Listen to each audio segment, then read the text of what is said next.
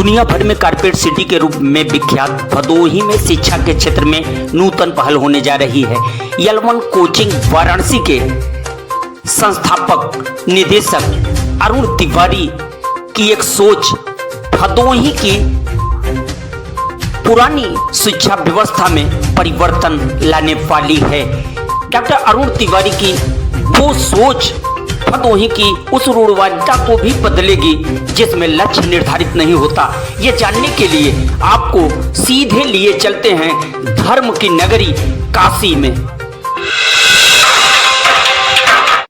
नमस्कार। शिक्षा के क्षेत्र में अगर बात होती है तो काशी यानी हृदय धर्म की नगरी, तो बनारस का नाम जुड़ता है। अगर बनारस की बात होती है शिक्षा के साथ तो एक नाम जुड़ता है डॉक्टर अरुण तिवारी, और ये नाम सीधा बिलोंग करता है कालीन नगरी कारपेट सिटी भदोही से।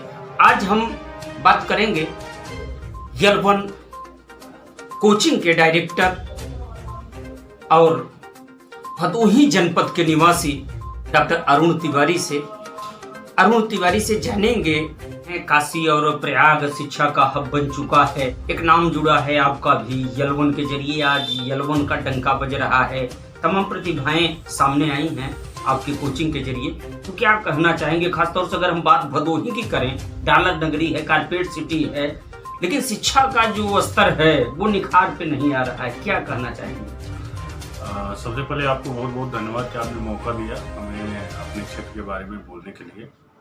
जैसा कि आपने क्वेश्चन किया कि भदोही में पर कैपिटा इनकम की अगर बात करें तो बहुत ज़्यादा है बाकी प्रदेश में अगर देखा जाए, और लोग वहाँ पर संपन्न भी हैं, लेकिन कहीं न कहीं हमारा जो भदोही ज़िला है वह एजुकेशन में उतना अच्छा नहीं कर पा रहा है जो उसके सीमावर्ती ज़िला जैसे जौनपुर है या बाकी जो डिस्ट्रिक्ट हैं वो कर रहे हैं।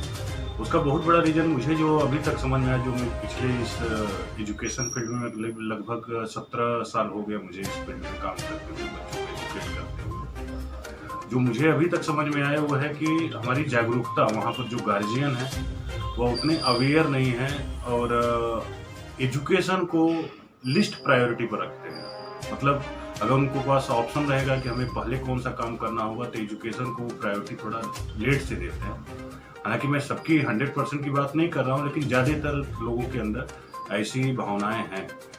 उनको लगता है कि हम कुछ भी कर लेंगे, एजुकेशन बाद में कर लेंगे। वो बहुत ही गड़बड़ है, क्योंकि मैं लास्ट 17 साल से देख रहा हूँ हमारे यहाँ पूरे प्रदेश के क्या पूरे देश के बच्चे आते हैं, अलग अलग प्रदेश के बच्चे हमारे यहाँ पढ़ने आते हैं। हमारे पढ़ाए हुए बच्चे हर जगह, कोई मेडिकल कॉलेज ऐसा शायद ही बचा होगा जहाँ हमारा स्टूडेंट का पढ़ रहा हो। तो जो मैं अपने जिला की तरफ जो मैं देखता हूँ तो मुझे बड़ी निराशा होती है।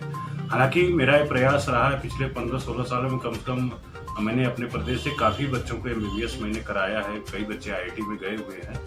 पहले की तुलना में इम्प्रूवमेंट तो हुआ है, लेकिन अभी बहुत ज़्यादा इम्प्रूवमेंट की ज़रूरत है। और वो तभी हो पाएगा जब अवेयरनेस आएगा। लोगों को मालूम होना चाहिए कि एजुकेशन से ही हम समाज को अच्छा कर सकते हैं, एजुकेशन से ही हम अपनी पीढ़ी को सुधार सकते हैं, एजुकेशन से ही हम अपने जिले को एक अच्छी कीर्तिमान स्थापित करवा सकते हैं।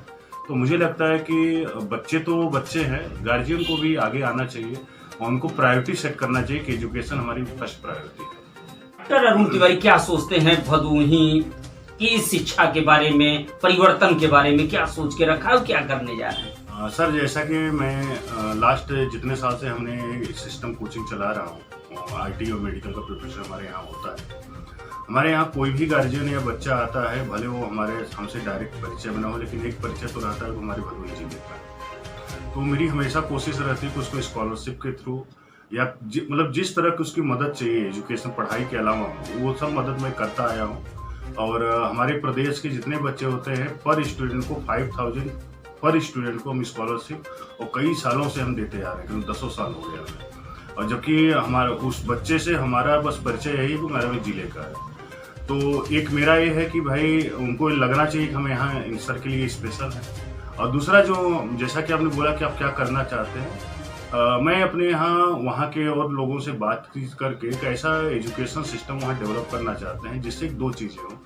पढ़ाई के साथ साथ गार्जियन को अवेयर किया जाए कि भाई इसके पढ़ाई ही, एजुकेशन ही है जो हम लोगों को सुधार सकती है। और आने वाले समय में एक ऐसा वहाँ एक सिस्टम हम डेवलप करना चाह रहे हैं। हालांकि पाइपलाइन में था, कोविड आने की वजह से थोड़ा डिले हुआ, कि एक ऐसा सिस्टम, ऐसा स्कूल या ऐसा एक इंस्टीट्यूट कहा जाए जिसके बेसिस पर हम शुरू से ही, मतलब क्लास 4th 5th का छोटा सा बच्चा हो तभी से उसको पता हो कि हमें कहाँ जाना है। अगर मुझे मेडिकल में जाना है तो मेडिकल की तरफ पढ़े, क्यों वो इतिहास भूगोल पढ़े। अगर उसको आईटी में जाना है तो आईटी के हिसाब से पढ़े, उसको सिविल में जाना है सिविल के हिसाब से पढ़े। तो अगर उस बच्चे का टारगेट फिक्स होगा कि हमें यही चीज़ करना है तो उसको पाने के लिए कोशिश करता रहेगा शुरू से ही, तो 100% रिजल्ट अच्छा होगा। बाकी जगह ऐसे हो रहे हैं, हालांकि वहाँ पर जो लोग हैं उसको नहीं समझ पा रहे हैं। वही मैंने बोला था कि प्रायोरिटी नहीं है उनकी, लेकिन अब बाकी हर जगह ऐसे ही हो रहा है। जिससे जो अभी गवर्नमेंट की भी एजुकेशन पॉलिसी आ रही है उसको भी यही जोर दिया गया कि अगर बच्चे को स्किल डेवलप किया जाए, रटाया ना जाए। तो अगर बच्चे को शुरू से ही अगर हम उसको उस तरह से ढालते रहेंगे तो अच्छा करेगा बच्चा। हमारे यहाँ क्या होता है सर कि 12th तक बच्चे को पता ही नहीं होता मुझे क्या करना है। कोई आया समझाया बीएससी कर लो, कहेंगे ठीक है कर लेंगे। कोई कहेगा मेडिकल तैयारी को चलो 2-4 साल कर लेंगे, तो ऐसे नहीं होगा। तो हम एक ऐसा सिस्टम डेवलप करना चाह रहे हैं, वहाँ से आप लोगों के माध्यम से, बाकी वहाँ के जो प्रबुद्धजन हैं उनसे बातचीत करके वहाँ पे एक ऐसा सिस्टम हम लोग बनाएं जिससे कि मैं ही उसको लीड करूँगा। मैं चाहता हूँ अपने प्रदेश के लिए और अपने जिले के लिए अच्छा करने के लिए, जिससे कि उसका कीर्तिमान हो, बाकी जिले उस चीज़ों को एडॉप्ट करें।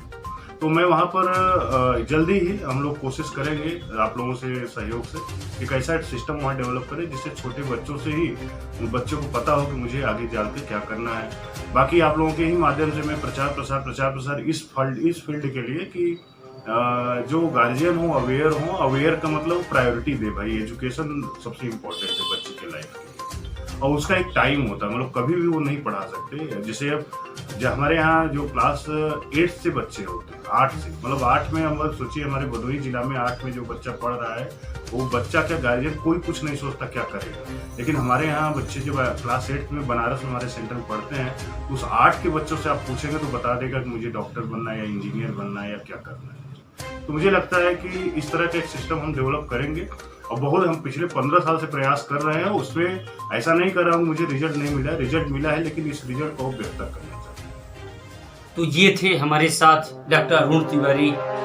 भदोही में कुछ नया होने जा रहा है। ये नया मानसिकता बदलेगा, रूढ़वादिता की जो अभिभावक रहे हैं, जिनकी सोच समय समय पे होनी चाहिए, लेकिन वो तब होती है जब बच्चा वयस्क हो जाता है। इसके बाद भी निर्णय नहीं कर पाता अभिभावक कि बच्चे को किस दिशा में ले जाना है। बहरहाल बदलने जा रहा है ये समूचा परिदृश्य। एक नई पहल, एक नई शुरुआत होने जा रही है, और उम्मीद का यह किरण जल्द ही भदोही को शिक्षा के क्षेत्र से रोशन करेगा।